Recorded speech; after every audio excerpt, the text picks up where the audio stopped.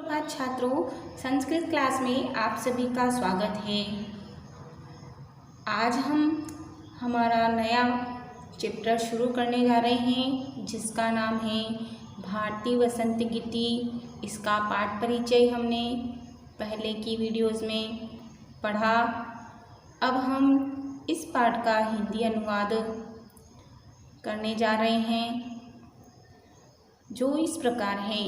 निनादय नवीनाम अये वाणी वीणाम मृदुम गायति गीतम ललित नीति लीनाम मधुर मंजरी पिंजरी भूतमालाः लसन्ते वसन्ते लसन्ति इह सरसारसालाः कलापा ललित कोकिला काकिलीनां निनादय नवीनाम अये वाणी वीणाम। कि प्रस्तुत गीत हमारी संस्कृत पाठ्यपुस्तक शेमुषी के प्रथम पाठ भारतीय वसंत गीति से लिया गया है तथा इस गीत के रचयिता पंडित जानकी लाल शास्त्री हैं। इस गीत के माध्यम से कवि कह रहा है कि हे सरस्वती माँ, सरस्वती को संबोधित करते हुए कवि कहते हैं कि हे सरस्वती माँ, वाणी अर्थात होता है सरस्वती, अये अर्थात ये संबोधन शब्द है कि अरे या है, कि हे सरस्वती माँ। नवीनाम अर्थात नई, वीणाम अर्थात वीणा को निनादय बचाओ। कि हे सरस्वती माँ, आप नवीन वीणा को बजाओ। मृदुम गायम गीतम ललित नीति लीनाम अर्थात नई नीति लीनाम अर्थात सुंदर नीति में लीन कोई, मृदु अर्थात मधुर, गीतम गीत को गाय अर्थात गाओ, और सुंदर नीति में लीन कोई मधुर गीत गाओ।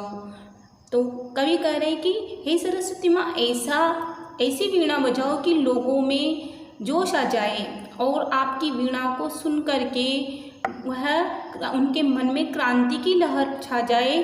तो इस प्रकार से आप कोई ऐसी नवीन वीणा को बजाओ जो नई नीति से युक्त हो। इस प्रकार से यह गीत एक क्रांति का आह्वान करते हुए लिखा गया है।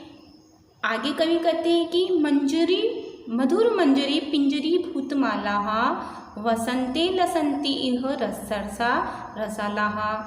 फिर यहाँ अलग अलग करेंगे, दो शब्द हैं लसंती इह, लसंती अर्थात सुशोभित होते हैं या हो रहे हैं, इह न इस, वसंते न वसंत ऋतु में, और कह रहे कि इस वसंत ऋतु में मधुर अर्थात सुंदर या मधुर, मंजरी पिंजरी भूतमाला, मंजरी अर्थात आम की जो मंजरियाँ होती है उसके लिए है, पिंजरी भूतमाला अर्थात पीले रंग से युक्त पंक्तियाँ, और सरसाहा रसयुक्त, रसालाहा अर्थात आम।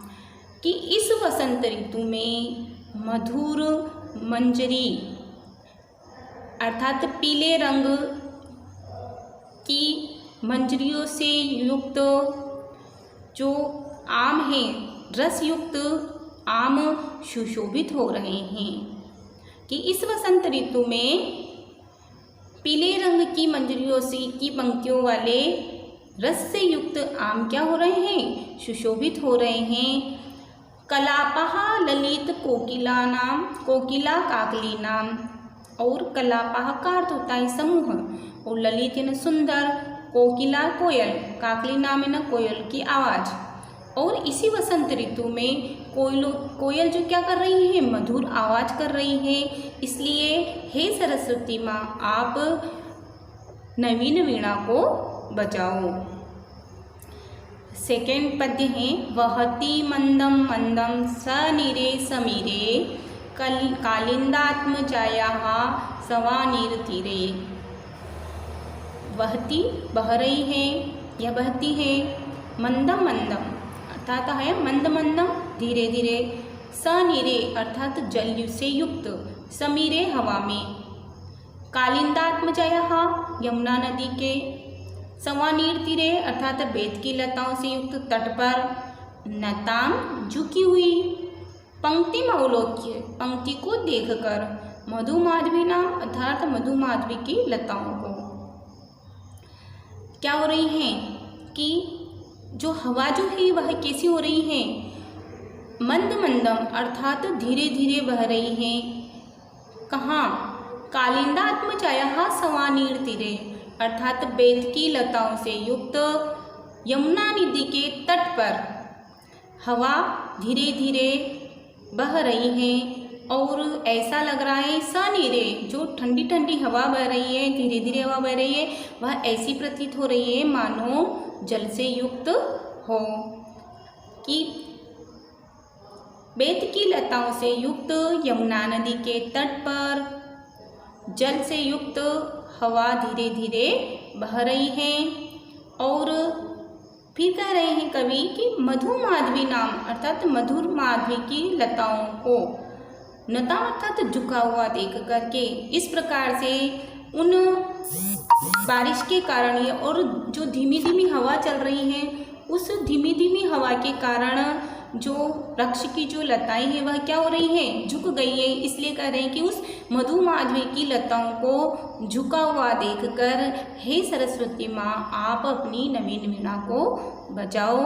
छात्रों आप इनका अभ्यास करें और जो मैंने यह वीडियो बताई है, इस वीडियो के माध्यम से आप इस पद्य का हिंदी अनुवाद लिखें और समझने का प्रयास करें। नेक्स्ट वीडियोज़ में हम इसे अगले वाले पद्य को लेकर आएंगे। Thank you.